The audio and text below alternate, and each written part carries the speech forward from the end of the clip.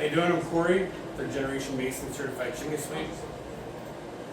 We've got a wood stove here, and we're going to talk about some burning techniques, some do's and don'ts, some common issues. We're going to get right to it. This wood stove is connected to a metal Class A chimney. It's sticking out of the roof about 13, 14 feet. And so it's about 0 degrees outside. And so we have a fire starter that we put in here to warm the flue up, get the flue gases moving. Sometimes we call it priming the flue. You can use a piece of paper or a hair dryer, heat gun. Because the stack is this big metal stack and it's frozen, we have to warm it up sometimes to get it going. All right. So, a lot of people have a misnomer about what seasoned wood is and isn't. And there are a bunch of myths. They say that you can't use pine, or there's rhymes and limericks about different types of wood, and quite frankly, you gotta get yourself a moisture meter. And if it's somewhere between 15 and 20% moisture reading or less, you're gonna be good to go. All right. Get some action shot. Crop some of it in, or edit some of it out. So you start with smaller stuff. I could be a little more Boy Scout about it and make it more pretty. Use kindling and all that, but ain't nobody got time for that. I'm just gonna use that fire starter I already got going.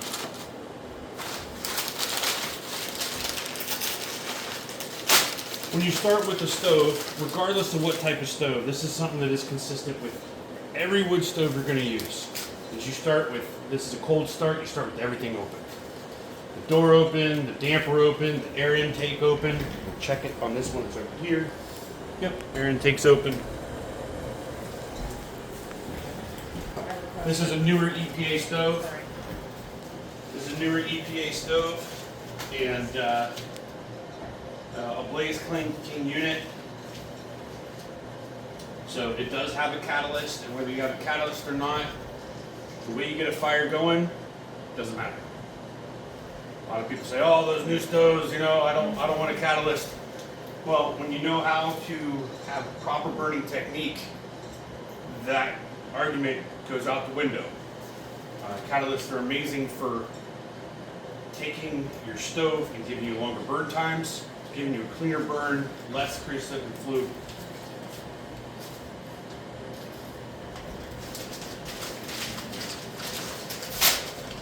Now, if you are going to burn some paper, I personally really don't care. Just don't get stuff that's glossy, like ads that have the glossy. Some people say don't use color paper. Doesn't really matter to me too much. The glossy stuff's the problem. That's essentially plastic. The goal is to get the exhaust up and out of your chimney, whether it's a masonry chimney, whether you have a stainless steel liner, Class A chimney like what we have here. The type of chimney doesn't matter, as long as it's sized appropriately, you're reaching your minimum stack height. You want to get the exhaust up and out of the chimney before it condenses. When you are in the shower, the steam in the shower collects on the walls and the mirror. You get water all over the walls because of condensation. The same thing happens with smoke, except for when smoke condenses, it turns into creosote, and now it's a concentrated form of fuel. It's there's different levels of creosote. There's soot, there's glazing, and a couple things to look for when burning wood. When you've got that shiny that shiny stuff, whether it's on your door or up in your unit or in your pipe, that's all no good. That means you're not burning hot enough. You're not getting the exhaust out before it condenses, or there's too much moisture in your wood. So, in burning, there's many threes. Okay, you've got 3 elements of combustion, 3 things you need for combustion. You need oxygen, you need fuel, and you need heat. Now, there's the combustion tetrahedron that talks about needing a spark. We're going to keep it simple. We'll just talk about the three instead of the tetrahedron, the combustion triangle. You start with a lot of fuel, a lot of oxygen, not a lot of heat. But as we come up in temperature and we start adding a lot of heat, you no longer need a lot of oxygen. Okay? And we're going to come back to that. Right now, I have the door just push shut, not latched. And that is creating turbulence. There are 3 T's to burning wood. You've got time, temperature, and turbulence. The time stands for residence time, how long that smoke is inside the flue, how long the exhaust is inside your chimney. Okay? Temperature, like I told you, as the heat comes up, it changes how much oxygen you need for the fire. And turbulence is the fun one. Turbulence helps get your fire going. So, by opening the door, you see the flame calms down. Okay. By closing the door and just latching it, now air is rushing in and creating turbulence. That turbulence is helping to move the fire to other parts of the wood that aren't on fire yet, that aren't combusted yet. And when we get to points where we need the temperature to jump, turbulence is going to be our friend. So there's another set of 3s to know about. There are 3 phases to burning wood. Your first phase is your drying phase. And this is one that gets ignored too often. Your second phase is pyrolysis. And your third phase is charcoal. Now, right now, we're going through the first phase. We're going from 0. The goal is to get the moisture and the impurities of the wood cooked out. The air is rushing in and rushing up, warming the flue up, and the exhaust is rushing out before it can condense in the walls. Okay? So we're going through the drying phase. Pyrolysis, which is really freaking cool. If you look on a microscopic level, you'll see that the wood is not what's on fire. Fire never actually touches the wood itself. Pyrolysis is the gasification of wood. So if you look up on other videos or look on the internet, you can find videos where they've zoomed in and you can see that there's a gap between the wood. The gas is pushing out of the wood or what are on fire. What's burning. So we're going through the drying phase. Now, I am a bit of a pyromaniac. I like to play with it. Push it around, okay? That is another way to create turbulence. So there are 2 ways to make turbulence with burning wood. So as I push the wood around, the fire is going to get to places that it's going to get to before. I'll probably throw a little bit more in here.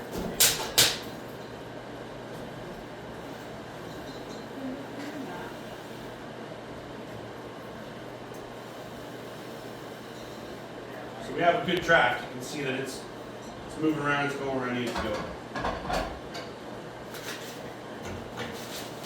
And I will admit, this is not the best wood. Normally, when I'm seasoning wood, we will split it and leave it open to the elements for 2 seasons. The sun will hit it, the rain will hit it. The sun will bake the rain out of it and bake the rest of the impurities out of the wood, and it's just a natural kiln.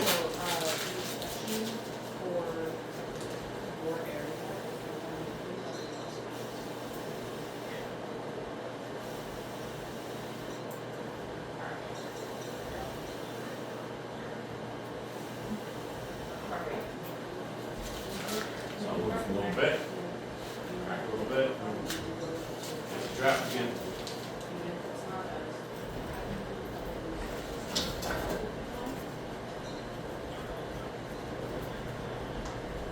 When you have seasoned wood, startup is so much easier.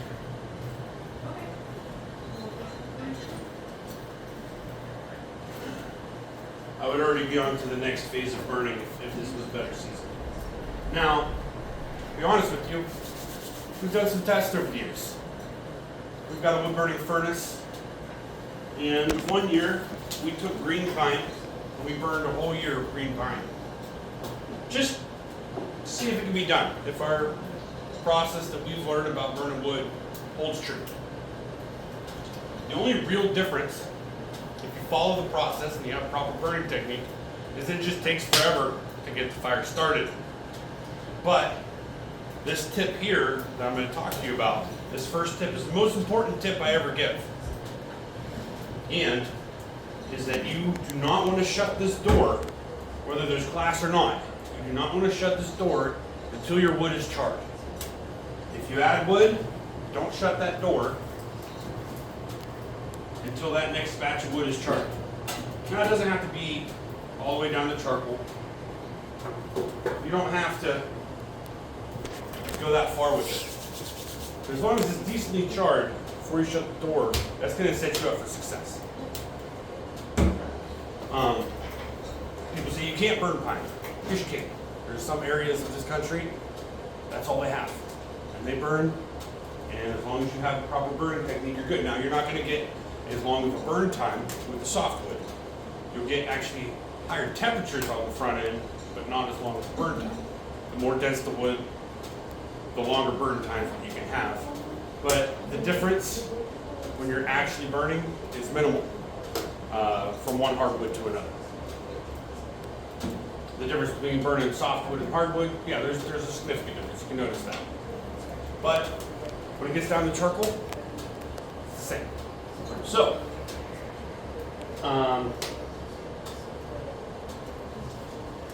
we're going to let this get charred, and then we can talk about what we're doing next. So we've got good turbulence. You probably even hear if you have a new stove, you're going to notice smoke coming up off the stove. And it's not smoke the first time, it's just the paint baking off. And if you're watching this video for the first time and you've never got your unit actually up to temperature, you might be baking the paint for the first time. Now, the glass should stay clean.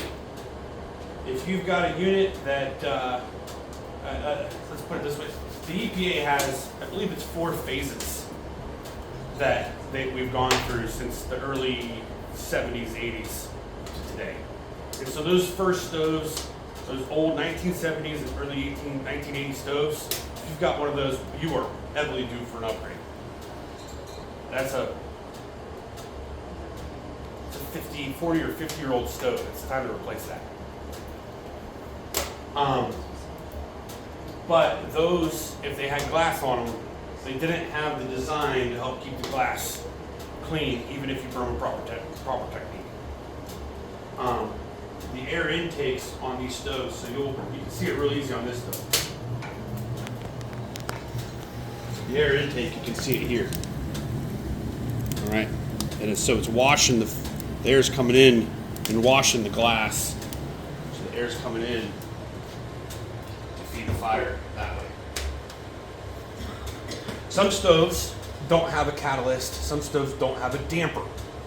And so you see a lot of people putting dampers, inline dampers, in their flue.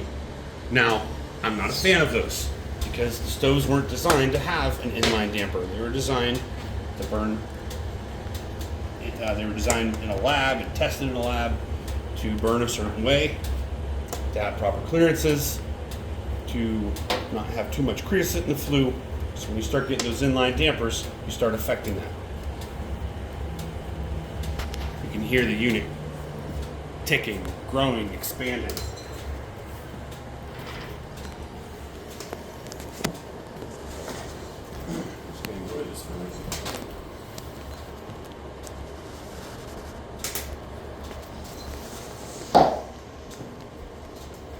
Some people ask, how do you clean the glass if it gets dirty? And over time, even if you have proper technique, the glass could get a haze on startup or on cool down. All you have to do is take a paper towel, get a little damp, touch it in your ash, and rub that on the inside of the glass. You don't need any chemicals, you don't need any cleaners, you don't need a razor blade. And you take that and you scrub it around your spot, lie in the ash, and it'll clean that glass. Probably better than most of the cleaners you guys are trying to use. And then you take that, because it's full of moisture, you don't want to just throw it in your fire. Throw it away. While we're waiting for this to char and get to the next point, it's good to have a bed of ash. We did it on this stove. It was all cleaned out, ready to go. But it is good to have a bed of ash. If you are new to burning wood, you need to make sure you have a metal bucket and a metal shovel. And when you scoop, what I like to do is I like to push any coals that might be in the fire off to one side and scoop the ash out, spread it to the other side, scoop some ash out, spread it around, and it's okay for there to be a bed of ash. On most stoves, you can go roughly a week before you try to pull any ash out, if you're using it 24/7. New stoves, old stoves, if you got decent burning technique, you usually go about a week, and that's okay. You don't have to clean it out every single time. So we're getting to a place where most of the wood is charred. Most of it's decently charred. Move around a little bit, create some turbulence.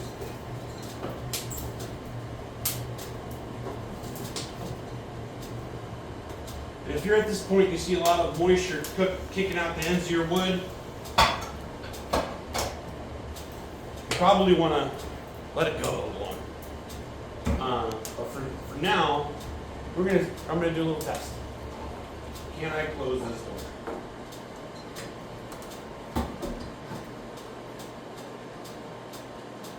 So if you close the door and it starts to haze up, that means there's moisture in it. Too much moisture in your box.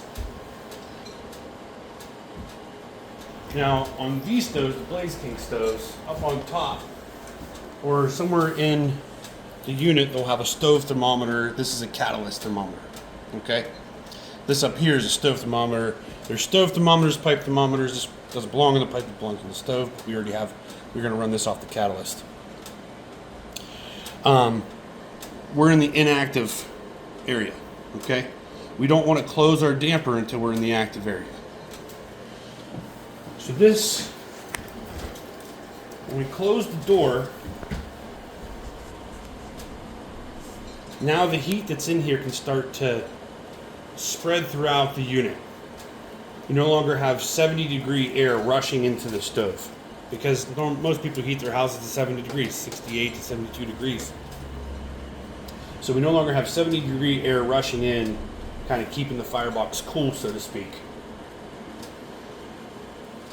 So we get it closed, let the heat spread around, and then at some point I will crack the door again and create turbulence that will take a lot of this, and you can see the red, you can see the coals, and we're in a little bit of, we've got all three phases of burning going on. We've got a little bit of drying still going on, we've got pyrolysis going on, we've got some charcoal in there.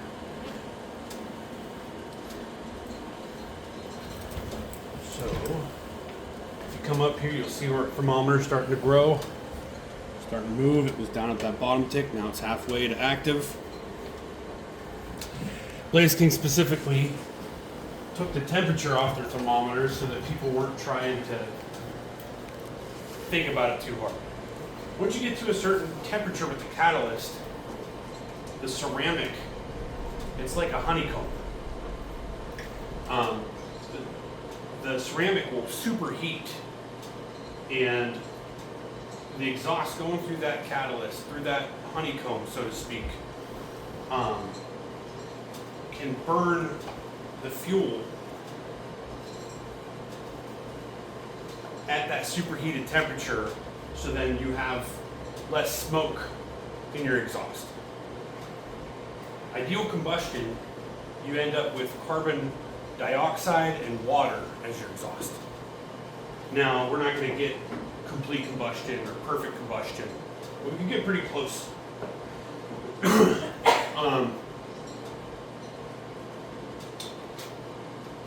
And that's also why stack temperature is important. Why your stove pipe and your chimney, your stack temperature, time, temperature, turbulence, your 3 T's is important, because you want the stack to stay hot enough that that exhaust, ideal combustion, carbon dioxide and water, you don't want that water to condense and create water droplets on the wall or creosote buildup on the wall of the inside of your chimney.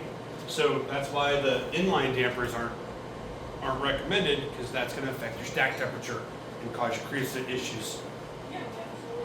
Why is creosote a big deal? Why is it a problem? Your regular fire is burning somewhere between 790 and 900 degrees. So your unit temperature, the stove thermometers, that's why they say somewhere between 275 and 475 degrees is your ideal range for the stove itself.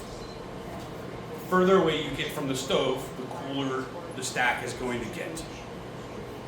Whether it's a fireplace, whether it's a wood burner, whether it's a cold burner, that further away you get from fire, cooler it gets. So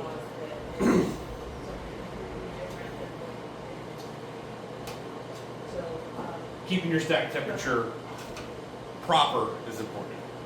Now we're at the point where our catalyst is showing active.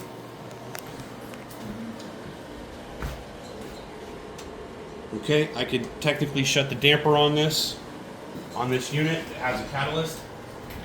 A little more information about the catalyst, right? So whether there's a catalyst or not, the idea of a damper is that right now the dampers, there's a plate.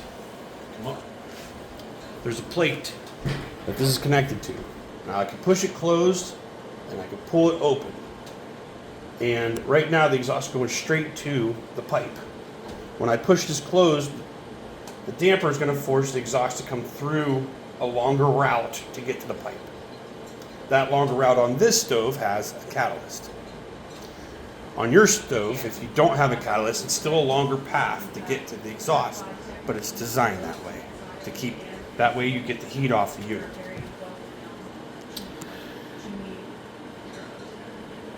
If you don't have a damper, okay, you likely have what's called an air wash. And an air wash is a very interesting thing. They can be very effective. Whether you have a catalyst or an air wash, I'm gonna break it down for you. There's exhaust in here. It's hot, and some exhaust is hotter than the other exhaust. Okay. When you have an air wash system or a catalyst, and it's engaged, what it is doing, it is allowing the hottest air to pass, and the not as hot air still has more fuel in it. Because it has more fuel in it, it allows it to travel back down to the system, shoot out the tubes, and it can give you a reburn. Same thing with the catalyst. The catalyst is restrictive. It's like a honeycomb.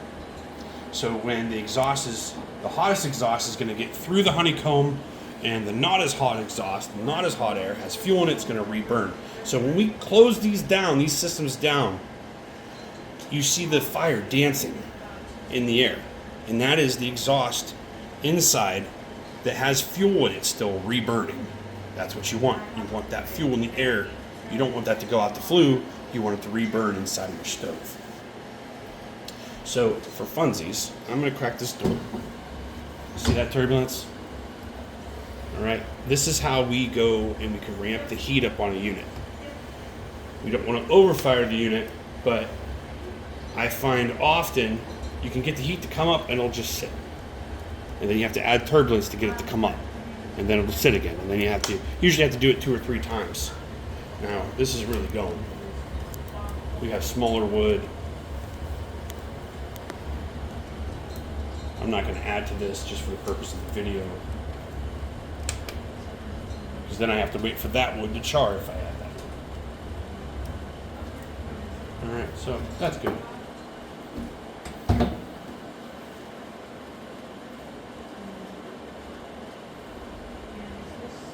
right. So when I am closing a stove down, I go from the top down. If there's a damper, I close that before I shut the air intake. No matter what stove I've ever touched, if it has a damper, you close the damper first, and then you play with the air intake. I always like to let the unit regulate a little bit in between those moments. I shut the door, I let this regulate for a minute before I shut the damper. So Blaze King gives you a little handle, so you can pull it open or push it closed. We are well engaged if you show them the thermometer. All right. So I'm going to engage the damper.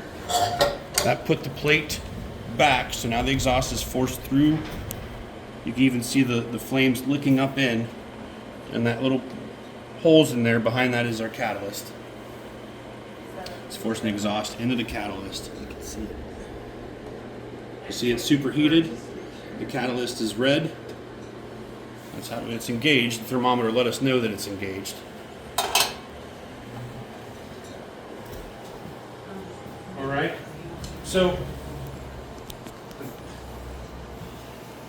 earlier we talked about you start with a lot of fuel, a lot of oxygen, not a lot of heat. We've got a lot of heat now. We don't need a lot of oxygen. On newer stoves, you will lose flame. It is important that if you lose flame, it doesn't start to look like it's smoldering, because that is thick black smoke. It's not hot enough. Smoldering fires are no good, create a lot of creosote.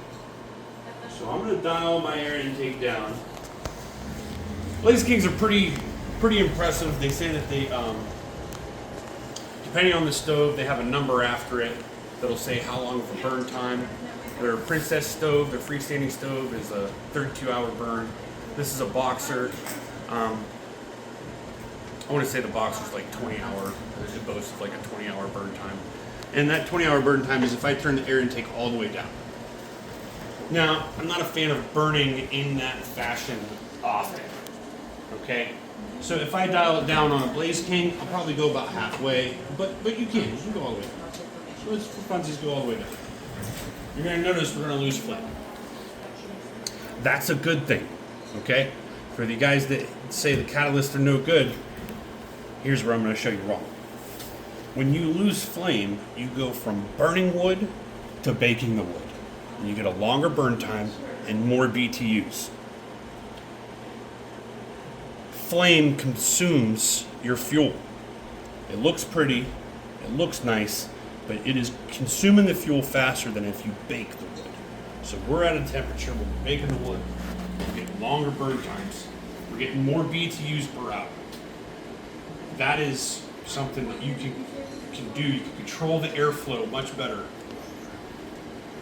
You can control the airflow much better with the catalyst system and the air intake than you can with an air wash system or the old school units that don't have any of that.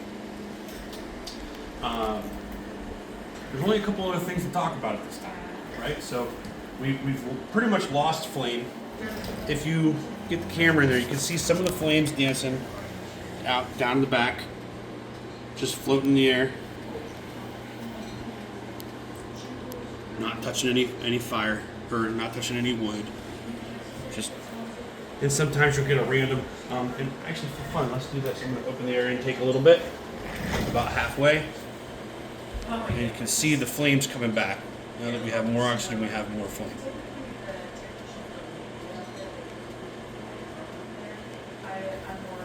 Some units will show up more than other. You can see it just dancing around. That's beautiful. The caveman's boob tube, if you will. So, two things left to talk about is your fan. A lot of people love having a fan. Oh, I want a fan on my unit. No problem. I was like, a fan is good for pulling heat off the unit and getting BTUs right now. A fan is also good if your unit's getting overfired or overheated and you need to pull the heat off to try to keep it from overheating. Most fans, they turn on and you have all your speed right now, then you dial it down. That's what this is doing. In my honest opinion, it's better to have a floor fan or a ceiling fan move the air in the room than moving the heat directly off of the unit. If you have a wood burning insert, you have to pull the heat off the unit because most of it is in the fireplace with the surround.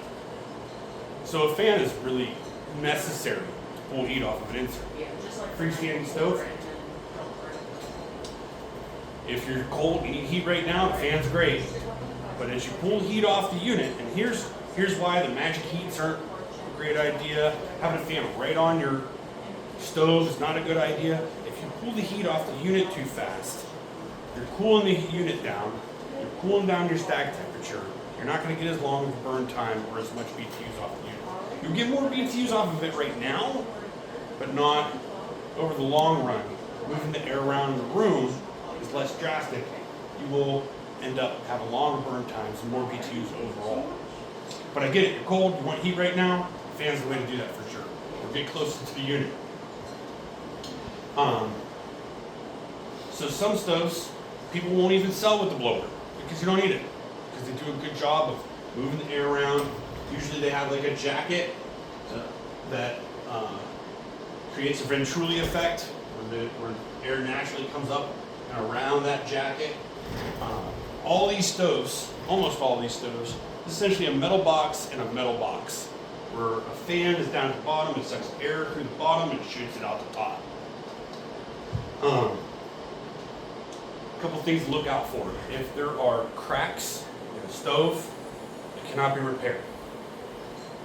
Time to let it go.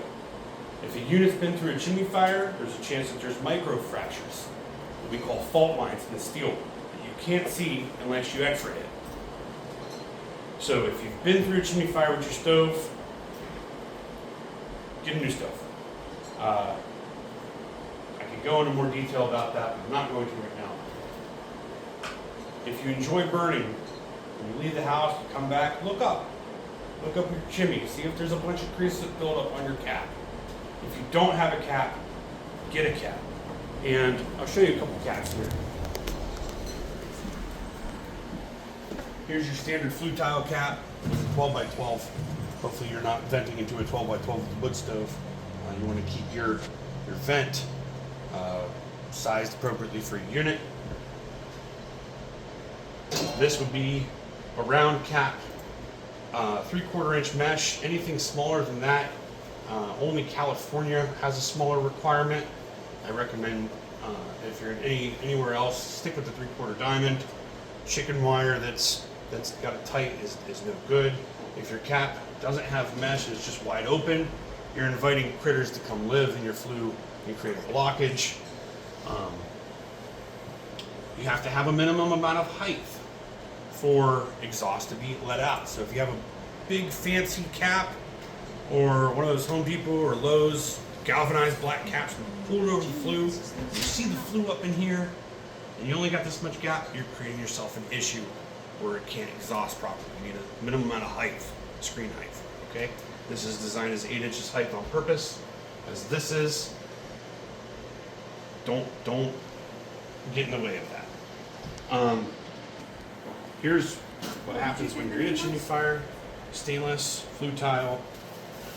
You can see this discoloration. You can even see almost rust coming through. Stainless, when you go through a chimney fire, it can cook the chromium and nickel out of the liner. So it's no longer stainless. Now it's just regular steel. And it's no longer able to hold up in the way that it did before. If it's been through a chimney fire, it's going to contain it. It's designed to contain it. But it's not designed to have chimney fires over and over and over and over again. Now, some brands of liner will boast they can stand up to X amount of chimney fires, but all of them will say, if it's been through a chimney fire, it's time to replace it. Flue tile. And I'll show you. This was a chimney fire that blew through on an aluminum cap. This is glazed creosote. If you've got this, this is super flammable. So your regular wood fire, I was telling you earlier, I got a little sidetracked. No. Your regular wood fire is burning somewhere between 700 and 900 degrees. When creosote ignites, it starts at 1100 degrees upwards of 2200 degrees. That creates a massive temperature change. Right now, that whether it's stainless or flue tile or brick or block, or even if you got all the cores filled on a block chimney, it doesn't matter. The inside's gonna heat up faster than the outside can keep up with, and it's gonna break things. People, over the years, we've done inspections, and people say, oh, it's just a hairline crack in the flue. That's not true. When the flue is heated up, it's gonna open up, and you're gonna see it'll open up an inch, and exhaust can get outside that flue liner, inside the chimney structure, and creosote will get to places that can't be swept out. Was a glazed chimney. This was through a chimney fire. You can see all the cracks were covered in smoke because when it expanded, 22nd at 11:57 a.m. you know, they had a chimney fire and they were using it again afterwards because, you know, most homers don't know. And the exhaust was getting outside of the, see that here? Outside the flue and collecting. So it's important to prevent chimney fires. It's 100% preventable. But if you've been through one, it is a covered loss. Insurance does cover chimney fire damage. So if you come over here, you can see that our heat came all the way up to the top.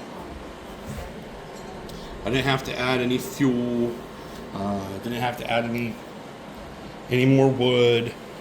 That's right where it needs to be. And this is dialed down to about half. On most stoves, other than a blaze king, on almost every other stove, I'm going to recommend that you shut your air intake all the way. It's all or nothing. When you flip a stove up and you look at it, you'll notice like a little, almost like a pipe that has a hole that's not blocked off. These days they're designed to close everything all the way, and it will be designed to allow the minimum amount of air that it needs to keep combustion going. So you don't have to worry about, oh, I like to push my air intakes closed all the way, back it out a little bit. You don't have to do that. Blaze King has this pretty cool thing right here that'll adjust. As you turn the air intake, you know, this is just a regular coil that you see in a thermostat, old school thermostat, that'll open and close depending on how hot the unit is and allow a little bit more air or a little bit less air. This way is really the way to go. So if it needs more air, that'll expand, open up, and get more air. But just even in this, you see the hole? That's the minimum amount of air needed on this unit for combustion to continue.